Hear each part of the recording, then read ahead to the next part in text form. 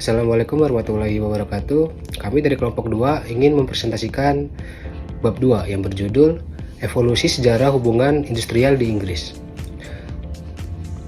Untuk anggota kelompok kami terdiri dari 6 orang. Yang pertama, ada Hamadi Urip dengan NPM akhir 009. Ada saya sendiri yaitu Novo Fadil Ramadan dengan NPM akhir 117.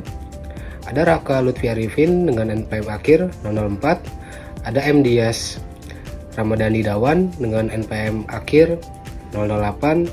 Ada Naira Natania Maida dengan NPM akhir 016. Dan yang terakhir ada Lutfia Asmi dengan NPM akhir 929. Hubungan industrial muncul pada pertengahan abad ke-20 di tradisi Anglo sampai dengan Amerika, lalu menyebar ke Eropa. Yang pertama membahas hubungan antara pekerja, pengusaha, dan negara dalam menjaga keseimbangan. Yang kedua, saat ini tidak hanya soal kontrak kerja tetapi juga fleksibilitas dan keamanan. Dipengaruhi oleh globalisasi, kemajuan teknologi, dan meningkatnya peran perempuan di dunia kerja. Selanjutnya, koordinasi, tata kelola, dan hubungan industrial. Hubungan industrial bukan hanya soal hubungan antara pekerja dan pengusaha, tetapi juga hasil kerjasama banyak pihak seperti yang pertama pasar, yang kedua perusahaan, yang ketiga serikat pekerja, keempat pemerintah, dan terakhir hukum. Selanjutnya kita masuk ke tipe hubungan industrial. Di sini ada 14 tipe. Yang pertama, konsumen elit, pekerja tidak aman. Yang kedua, segmentasi demografi. Yang ketiga, ekonomi ekspor. Yang keempat, asuransi individu. Yang kelima, utang konsumen tanpa jaminan. Yang keenam, manajemen perusahaan membagi keamanan. Yang ketujuh, distrik atau klaster industri.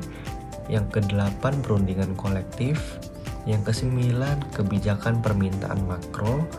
Yang ke-10, proteksi industri strategi. Yang ke-11, asuransi sosial dan dukungan pendapatan. Yang ke-12, penyediaan layanan publik di luar pasar. Dan yang ke-13, aktivitasi pasar tenaga kerja. Yang terakhir, hukum menyediakan kerangka hak ketenaga kerjaan. Selanjutnya ada kebijakan fiskal. Kebijakan fiskal adalah langkah pemerintah untuk mengatur pendapatan dan pengeluaran negara. Tujuannya agar pertumbuhan ekonomi seimbang, inflasi terkendali, dan tercipta keadilan sosial. Instrumen utama dari kebijakan fiskal ada belanja pemerintah dan pajak. Pajak adalah sumber pendapatan utama negara seperti PPh, PPN, dan bea cukai. Sementara belanja pemerintah adalah pengeluaran yang digunakan untuk membangun infrastruktur, subsidi pendidikan, kesehatan, dan lain-lain. Kemudian ada tujuan dari kebijakan fiskal. Yang pertama ada mendorong pertumbuhan ekonomi. Pemerintah dapat meningkatkan belanja untuk proyek infrastruktur seperti jalan, jembatan, bandara, dan lain-lain yang dapat menciptakan lapangan kerja dan merangsang aktivitas ekonomi. Yang kedua ada mengontrol inflasi. Dengan menaikkan pajak, uang yang beredar di masyarakat dapat berkurang sehingga daya beli menurun dan tekanan inflasi dapat diredam. Kemudian yang ketiga ada mendorong keadilan sosial. Melalui sistem pajak progresif dapat membuat masyarakat yang berpenghasilan lebih tinggi dapat membayar pajak lebih besar. Kemudian, dana itu bisa dipakai untuk subsidi kebutuhan pokok masyarakat yang lebih membutuhkan. Kemudian contoh dari kebijakan fiskal adalah saat resesi, pemerintah bisa menurunkan PPh 21 untuk meningkatkan daya beli masyarakat. Selanjutnya ada kebijakan moneter. Kebijakan moneter adalah kebijakan pemerintah yang mengatur jumlah uang beredar dan tingkat suku bunga dalam perekonomian. Di Indonesia, ini dilakukan oleh Bank Indonesia. Kemudian instrumen utamanya ada 3. Yang pertama, tingkat suku bunga acuan. Tingkat suku bunga acuan merupakan alat utama mengendalikan inflasi. Yang kedua ada giro wajib minimum. Giro wajib minimum adalah cadangan minimum yang harus disimpan oleh bank di BI. Dan yang ketiga ada operasi pasar terbuka. Pada operasi pasar terbuka, BI membeli atau menjual surat berharga negara untuk mengatur likuiditas. Kemudian tujuan dari kebijakan moneter adalah yang pertama, mengontrol inflasi. Menaikkan suku bunga membuat pinjaman menjadi mahal sehingga konsumsi dan investasi menurun dan inflasi dapat terkendali. Yang kedua ada menjaga stabilitas nilai tukar. BI dapat mengatur suku bunga dan intervensi pasar falas agar rupiah tidak jatuh terlalu dalam terhadap mata uang asing. Dan yang ketiga ada mendorong pertumbuhan ekonomi. Ketika ekonomi lemah, BI dapat menurunkan suku bunga, membuat pinjaman lebih murah, dan dapat mendorong bisnis untuk berinvestasi dan konsumen untuk berbelanja. Kemudian contoh dari kebijakan moneter bisa seperti BI yang menaikkan suku bunga acuan untuk memperkuat nilai rupiah dan menekan inflasi. Kemudian ada regulasi pasar. Regulasi pasar adalah aturan dan hukum yang dibuat pemerintah untuk mengawasi dan memastikan perilaku dari pelaku ekonomi agar dapat berjalan dengan adil, efisien, dan stabil. Instrumen utama dari regulasi pasar adalah undang-undang, peraturan pemerintah, dan lembaga pengawas. Kemudian tujuan dari regulasi pasar yang pertama adalah mencegah monopoli. Melalui Komisi Pengawas Persaingan Usaha atau KPPU, pemerintah mengawasi agar tidak ada perusahaan yang mendominasi pasar dan merugikan konsumen. Yang kedua adalah melindungi konsumen. BPOM memastikan produk yang dijual aman dan sesuai standar kesehatan. Yang ketiga adalah menjaga stabilitas sektor keuangan. OJK mengawasi praktik perbankan dan lembaga keuangan agar masyarakat terlindungi. Yang keempat adalah melindungi tenaga kerja. Ada aturan mengenai upah minimum, standar keselamatan kerja, dan hubungan industrial. Kemudian contoh dari regulasi pasar adalah UU Nomor 5 Tahun 1999 tentang larangan praktik monopoli dan persaingan usaha tidak sehat. Selanjutnya itu ada kebijakan sosial. Nah, kebijakan sosial ini dibuat untuk menjaga dan meningkatkan kesejahteraan masyarakat, terutama kelompok yang rentan. Nah, alat utamanya itu adalah bantuan sosial, jaminan sosial, subsidi, dan layanan publik. Nah, tujuannya itu yang pertama untuk mengurangi kemiskinan dan kesenjangan, yaitu dengan memberi bantuan langsung bagi masyarakat miskin. Dan yang kedua itu adalah jaring pengaman sosial, yaitu melindungi orang dari guncangan ekonomi, sakit, usia tua, dan pengangguran. Dan yang terakhir, akses layanan dasar, yaitu memastikan pendidikan dan kesehatan bisa dijangkau semua orang. Contohnya di Indonesia itu ada KIP, Kartu Indonesia Pintar, KIS, Kartu Indonesia Sehat, PKH, Program Keluarga Harapan, dan yang terakhir ada BLT. Kemudian adalah kebijakan industri. Jadi kebijakan industri ini adalah langkah pemerintah untuk mengatur dan mendorong pertumbuhan ekonomi lewat dukungan pada sektor industri yang dianggap penting. Nah, alat utamanya itu ada subsidi, potongan pajak, proteksi tarif, pembangunan kawasan industri, serta dukungan riset dan inovasi. Tujuannya yang pertama itu untuk meningkatkan daya saing, supaya produk lokal kita itu bisa bersaing dengan barang impor. Dan yang kedua itu mendorong industrialisasi, yaitu menggeser ekonomi dari yang dominan pertanian menjadi lebih banyak manufaktur dan jasa modern. Dan yang selanjutnya itu menciptakan lapangan kerja. Jadi industri yang maju akan membuka banyak peluang lapangan kerja. Dan yang terakhir mendorong inovasi teknologi, yaitu riset dan pengembangan supaya industri tidak ketinggalan. Nah, contoh yang ada di Indonesia yaitu pemerintah itu bisa memberi insentif pajak dan keringanan biaya masuk untuk industri baterai kendaraan listrik supaya bisa berkembang di dalam negeri. Nah, jadi kebijakan industri itu seperti dua sisi koin. Jadi di satu sisi membantu industri supaya lebih kuat dan fleksibel menghadapi persaingan global. Nah, di sisi lainnya juga harus tetap memberi rasa aman bagi pekerja lewat jaminan kerja, pelatihan, dan perlindungan sosial. Kemudian terdapat berbagai macam sistem kapitalisme dengan karakteristik yang berbeda-beda. Antara lain itu yang pertama ada kapitalisme liberal. Jadi pemerintah itu hanya menjaga keamanan hukum dan hak milik. Selebihnya pasar diatur sendiri lewat mekanisme permintaan dan penawaran. Filosofinya itu biarkan pasar mengatur dirinya. Jadi contohnya itu adalah Amerika Serikat dan Hong Kong. Nah, di Amerika Serikat itu walau ada intervensi, tetap condong ke pasar bebas. Perusahaan teknologi seperti Google, Apple, atau Amazon bisa tumbuh besar karena persaingannya itu terbuka. Nah, sedangkan di Hong Kong itu pajaknya rendah, aturan bisnisnya longgar, perdagangan internasional di sana itu sangat bebas.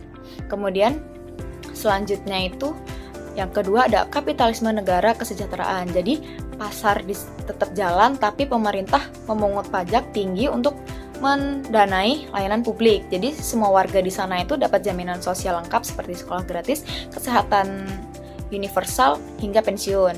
Jadi filosofinya itu pasar buat kekayaan, pemerintah bagi adil supaya semua terlindungi. Contohnya adalah ada di negara Swedia dan Norwegia. Jadi di sana itu warga membayar pajak tinggi tapi dapat kesehatan gratis, kuliah gratis, tunjangan anak, cuti melahirkan panjang, dan pensiun terjamin. Jadi untuk yang selanjutnya itu ada kapitalisme teratur. Jadi ekonomi di sana itu diatur lewat kerjasama antara pemerintah, pengusaha, dan serikat kerja. Nah, upah, jam kerja, dan kebijakan industri sering ditentukan lewat negosiasi kolektif, bukan keputusan sepihak perusahaan. Nah, filosofinya itu stabilitas jangka panjang lebih penting daripada keuntungan jangka pendek. Contohnya itu adalah negara Jerman dan Jepang. Jadi kalau di Jerman itu industri otomotif seperti BMW, Volkswagen maju karena kolaborasi kuat dengan serikat pekerja dan program vokasi pemerintah. Nah, sedangkan di Jepang itu perusahaan besar menjaga loyalitas pekerja dengan sistem kerja seumur hidup, sementara pemerintah mendukung riset dan teknologi. Kemudian yang keempat itu kapitalisme kawan. Jadi bisnis maju karena dekat dengan pejabat, bukan karena kualitas atau persaingan sehat. Jadi ada izin praktik khusus, monopoli, subsidi atau titipan, atau kontrak proyek pemerintah untuk kroni tertentu. Namun ada dampaknya, yaitu memicu korupsi, hancurkan persaingan, dan membuat kaya hanya segelintir orang. Contohnya itu kalau di Indonesia waktu era Orde Baru, jadi banyak perusahaan besar maju itu karena dekat dengan elit politik. Jadi mereka itu mendapat proyek atau koneksi yang istimewa. Nah, sedangkan di Rusia itu pada tahun 1990-an itu oligarki itu kayak mendadak karena privatisasi aset negara itu diberikan hanya ke orang dekat pemerintah. Fleksibilitas dan keamanan dalam pekerjaan di Inggris. Untuk konteksnya yaitu dari negara kesejahteraan ke neoliberalisme. Untuk memahami situasi di Inggris, penting untuk melihat konteks historisnya. Pasca Perang Dunia II, Inggris membangun welfare state, yaitu negara kesejahteraan, dengan model yang mirip dengan negara Nordik, menawarkan jaminan sosial yang kuat dan proteksi pekerjaan. Namun, pada akhir 1970-an, Inggris mengalami stagnasi ekonomi, inflasi tinggi, dan kerusuhan industri. Era pemerintahan Perdana Menteri Margaret Thatcher menjadi titik balik. Thatcher menerapkan kebijakan neoliberal yang berlandaskan pada yang pertama, deregulasi, yaitu mencabut peraturan yang dianggap membebani bisnis. Yang kedua, privatisasi, yaitu menjual perusahaan milik negara. Yang ketiga, penurunan kekuatan serikat pekerja, yaitu melalui berbagai undang-undang yang membatasi kemampuan serikat untuk mogok dan bernegosiasi. Dan yang terakhir, fleksibilisasi pasar tenaga kerja, yaitu memudahkan perusahaan untuk mempekerjakan dan memberhentikan karyawan. Dan untuk selanjutnya, fleksibilitas dan ketidakamanan pekerja. Pasar tenaga kerja di Inggris sengaja dirancang untuk memiliki hiring and firing yang mudah. Ini menciptakan apa yang disebut precariat, yaitu kelas pekerja yang hidup dalam ketidakpastian ekonomi kronis. Fleksibilitas bagi pengusaha, ketidakpastian bagi pekerja. Bagi perusahaan, model ini sempurna. Mereka dapat dengan cepat menyesuaikan jumlah tenaga kerja dengan fluktuasi permintaan, meminimalkan biaya tetap, dan meningkatkan profit. Namun, bagi pekerja, ini berarti tidak ada stabilitas pendapatan, sulit mendapatkan pinjaman atau hipotek, dan stres mental akibat selalu waspada atau kehilangan pekerjaan. Selanjutnya ada pengaruh kebijakan pemerintah, deregulasi dan pengurangan proteksi, kebijakan Thatcher secara sistematis, melemahkan undang-undang yang melindungi pekerja dari pemecatan sewenang-wenang, masa kerja yang diperlukan untuk mendapatkan hak atas perlindungan terhadap pemecatan tidak adil. Diperpanjang membuat lebih mudah bagi perusahaan untuk memecat karyawan baru. Peran New Labour dan upah minimum pemerintah Tony Blair atau Partai Buruh pada tahun 1997 memperkenalkan National Minimum Wage atau bisa kita sebut juga NMW. Ini adalah langkah korektif yang sangat penting. Selanjutnya ada yang ketiga itu ada peran utang pribadi yang sangat signifikan. Ini adalah salah satu aspek yang paling kritis dari model Inggris. Solusi pasar untuk mengatasi stagnasi upah real yang disesuaikan dengan inflasi. Untuk banyak pekerja stagnan, sementara biaya hidup terutama perumahan terus melambung tinggi. Untuk mempertahankan standar hidup dan terus berkonsumsi yang menjadi penggerak ekonomi Inggris, rumah tangga beralih ke utang, yaitu jenis uang ada pertama itu hipotek. Harga rumah yang tinggi memaksa orang meminjam dalam jumlah sangat besar. Selanjutnya ada B, kartu kredit dan pinjaman pribadi, digunakan untuk menutupi pengeluaran sehari-hari, liburan, atau barang konsumsi. Menciptakan kerapuhan ekonomi. Ketergantungan pada utang membuat perekonomian Inggris sangat rentan terhadap guncangan jika suku bunga naik atau jika seseorang kehilangan pekerjaan. Mereka dapat dengan cepat kesulitan membayar cicilan. Ini persis yang memicu krisis finansial 2005 yang dampaknya sangat parah di Inggris. Selanjutnya yang keempat ada perlindungan hukum dan hak pekerja yang ambivien. Deregulasi yang berlanjut dibandingkan dengan negara Eropa daratan seperti Jerman atau Prancis. Perlindungan hukum bagi pekerja Inggris masih relatif lemah. Proses pemecatan lebih mudah dan hak-hak kolektif atau bisa kita sebut juga serikat pekerja lebih terbatas. Selanjutnya ada peningkatan hak tertentu. Di sisi lain ada peningkatan dalam hak-hak individu tertentu di luar upah minimum seperti hak cuti hamil dan cuti parental yang dibayar, hak cuti tahunan atau annual leave. Selanjutnya ada hak untuk meminta jam kerja yang fleksibel. Partisipasi angkatan kerja khususnya perempuan memang tinggi karena fleksibilitasnya ini, tetapi seringkali dengan kualitas pekerja yang rendah. Selanjutnya, 5. Peran dan tantangan masa depan mencari keseimbangan baru. Model fleksibilitas tinggi sampai perlindungan rendah, Inggris sedang menghadapi ujian berat. Krisis biaya hidup, inflasi yang melonjak pasca pandemi dan akibat perang di Ukraina memperparah ketidakamanan. Upah tidak mampu mengimbangi kenaikan harga energi dan makanan. Ketimpangan yang melebar, model ini telah sukses menciptakan pertumbuhan ekonomi dan lapangan kerja.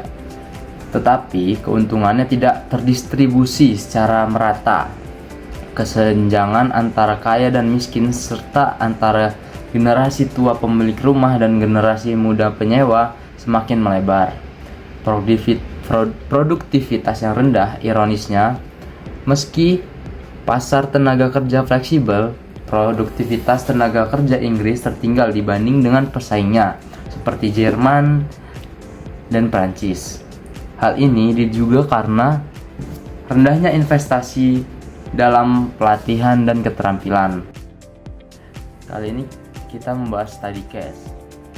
Pada study case memiliki masalah, yaitu 1. Prekariat, yaitu kontrak pendek, paruh waktu, dan zero hour. Masalah yang kedua yaitu sulit merencanakan masa depan, rumah, dan tabungan. Yang ketiga, upah stagnan, biaya hidup tinggi. Yang keempat, ketidaksetaraan, yaitu anak muda, perempuan, imigran lebih rentan. Keterkaitan dengan bab 2. 1. Teori. Inggris condong ke fleksibilitas atau liberal market. Yang kedua, praktik. Pekerja rentan dan bergantung pada utang. Yang ketiga, segregasi demografis tampak nyata di lapangan. Solusi yang bisa dipertimbangkan yaitu dari segi pemerintah, regulasi seimbang dan upah minimum. Yang kedua ada dari perusahaan, iklim kerja adil. Yang terakhir dari pekerja itu sendiri, adaptasi dan peningkatan keterampilan. Pelajaran yang dapat diambil yaitu fleksibilitas tanpa keamanan menjadikan sistem kerja rapuh keseimbangan diperlukan agar ekonomi tetap kuat dan pekerja terlindungi. Kesimpulan dari bab yang kita bahas yaitu hubungan industrial berusaha menyeimbangkan fleksibilitas perusahaan dan keamanan pekerja melalui berbagai pendekatan yang berbeda di tiap negara. Contoh Inggris menunjukkan bahwa model liberal memang mendorong pertumbuhan ekonomi dan lapangan kerja, tetapi juga menimbulkan ketidakamanan pekerja serta ketergantungan pada utang. Tantangan utama hubungan industrial modern adalah menemukan formula yang adil dan berkelanjutan agar fleksibilitas ekonomi tetap terjaga tanpa mengorbankan kesejahteraan maupun stabilitas sosial. Sekian presentasi dari kelompok kami akhiri. Wassalamualaikum warahmatullahi wabarakatuh.